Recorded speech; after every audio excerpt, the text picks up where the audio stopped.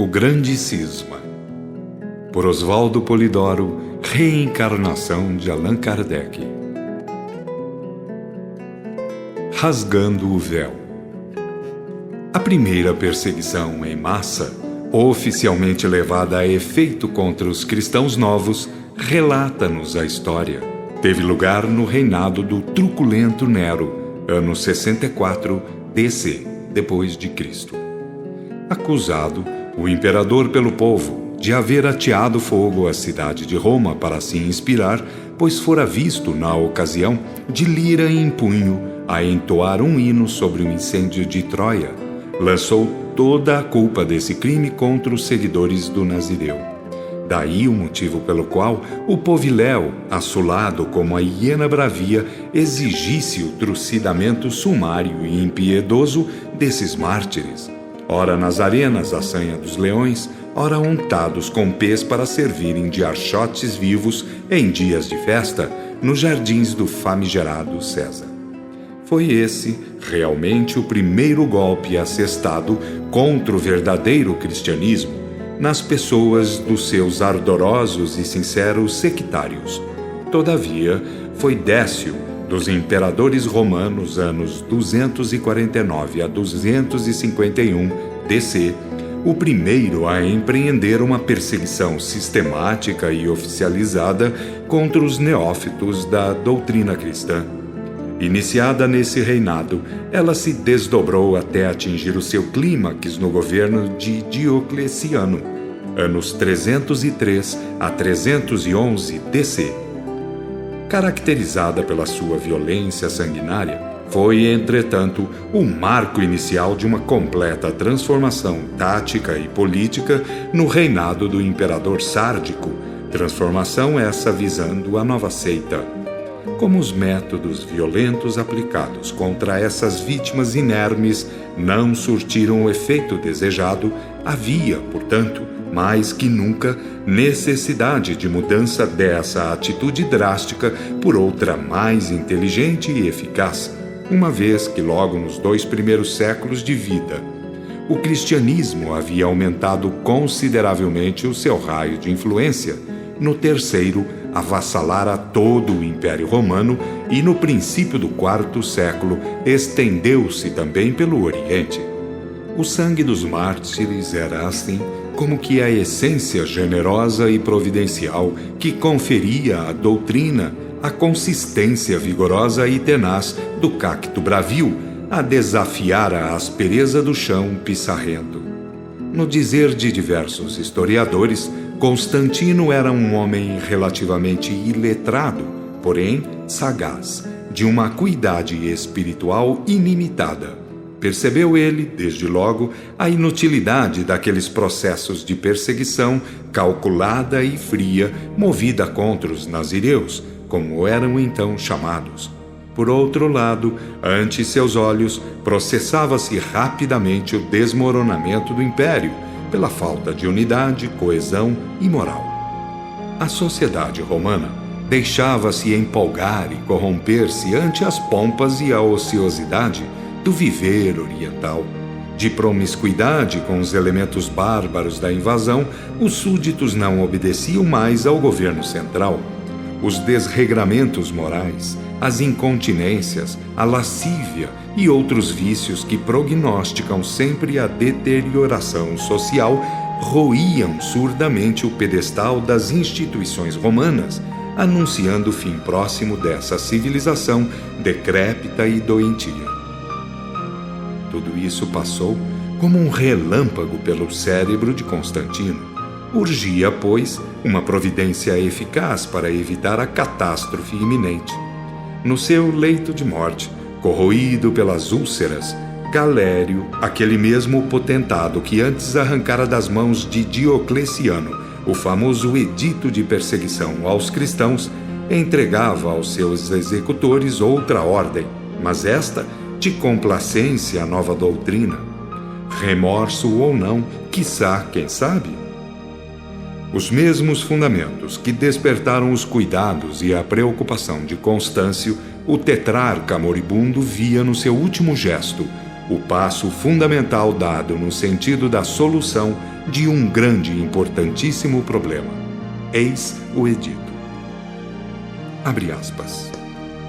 Entre os importantes cuidados que ocuparam nosso espírito em prol do bem e preservação do império, foi nossa intenção corrigir e restabelecer todas as coisas de acordo com as antigas leis e disciplina pública dos romanos. Fomos particularmente insistentes em chamar ao caminho da razão e da natureza os iludidos cristãos que, tendo renunciado à religião e cerimônias instituídas pelos seus pais e desprezado presunçosamente a prática da antiguidade, entenderam de inventar opiniões e leis extravagantes em harmonia com os ditados de sua fantasia, para, dentro delas, constituir com elementos das diferentes províncias do nosso império uma sociedade heterogênea. Os editos que publicamos para reforçar o culto dos deuses, tendo exposto muito dos cristãos a perigo e aflição, muitos tendo sofrido a morte, e muitos mais que ainda persistem na sua ímpia loucura, tendo-se visto privados de qualquer exercício público da religião, achamo-nos dispostos a estender a esses infelizes homens os efeitos da nossa habitual clemência. Damos-lhe, portanto, permissão para professar livremente as suas opiniões privadas e reunir-se em seus conventículos, sem receio ou molestamento, desde que mantenham sempre o devido respeito pelas leis e o governo constituído.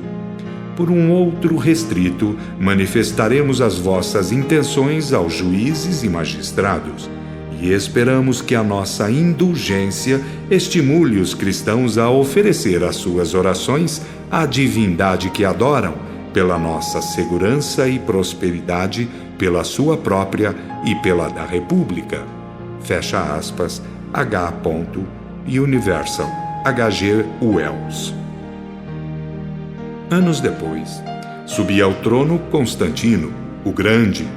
O ato de clemência do seu antecessor mais ainda avivou no espírito do novo imperador a necessidade de uma outra medida acertada para a salvação do império e das suas instituições seculares. Romper definitivamente com estas, para salvar a unidade política da pátria, seria um sacrifício caro demais para ser posto em prática. O paganismo tinha de continuar vivendo, ainda que camuflado por qualquer modo e a qualquer preço. Um clarão nefasto iluminou, então, num átimo de tempo, o cérebro do filho de Constâncio Cloro. Simularia uma conversão.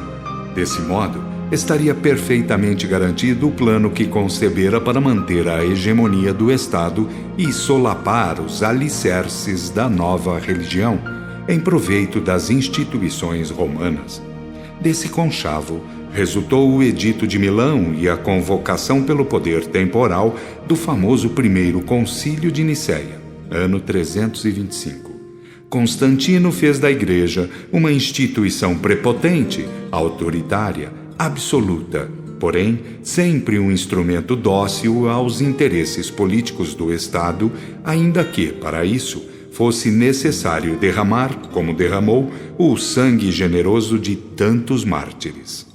Assim, entronizada pelo braço forte do poder estatal, iniciou a Igreja a sua jornada fatídica, pontilhando as páginas da história de crimes horripilantes e lançando sobre os povos uma imensa cortina de trevas.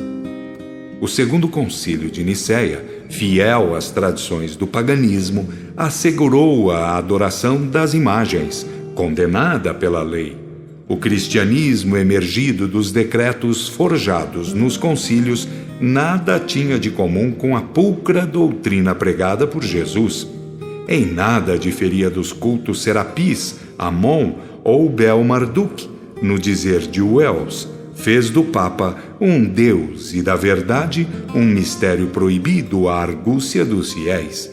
E é esse, infelizmente, o desfigurado arremedo de cristianismo que ainda hoje vige em grande parte de nossa sociedade, se bem que apresentando já sintomas indisfarçáveis de colapso. De todas as ofensas, porém, dirigidas contra a pureza dos elevados ensinamentos de Jesus, a mais ignominiosa é aquela que proíbe, que sufoca e que procura ainda hoje sufocar o exercício sagrado e fundamental do Espírito Santo, conforme se lê em primeira epístola de Paulo aos Coríntios, capítulo 14. Esse foi, sem dúvida nenhuma, o maior cisma cometido pelos falsos cristãos, embora conhecessem a terrível advertência. Abre aspas.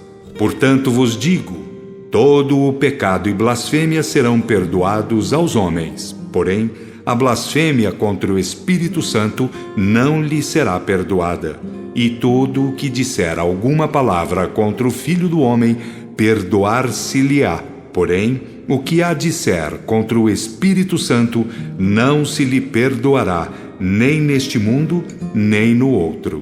Fecha aspas, Mateus 12, 30-32.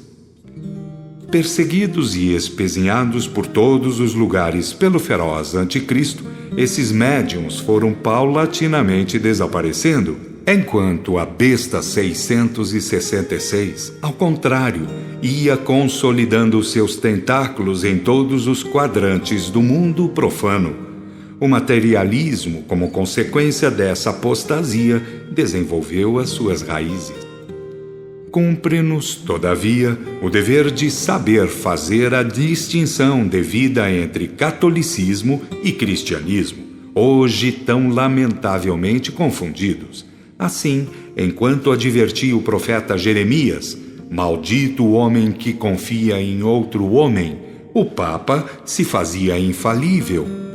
Enquanto recomendava Jesus, a qualquer que te ferir numa face, dá a outra. Quem quiser apossar-se da tua roupa, dá-lhe também a tua capa.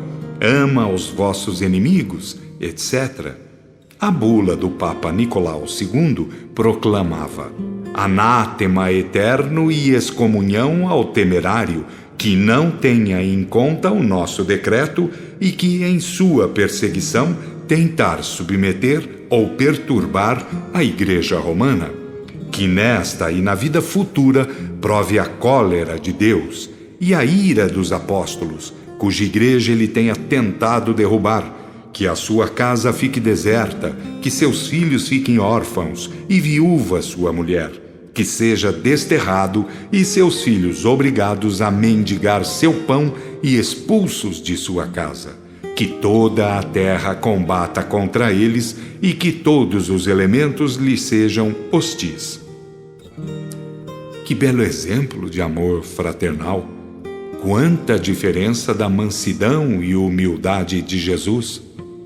Também foi dito: guardai-vos dos que querem andar com vestidos compridos e gostam de ser saudados nas praças e de ter os primeiros assentos nos banquetes, os quais devoram as casas das viúvas a pretexto de longas orações. Receberão uma condenação severa.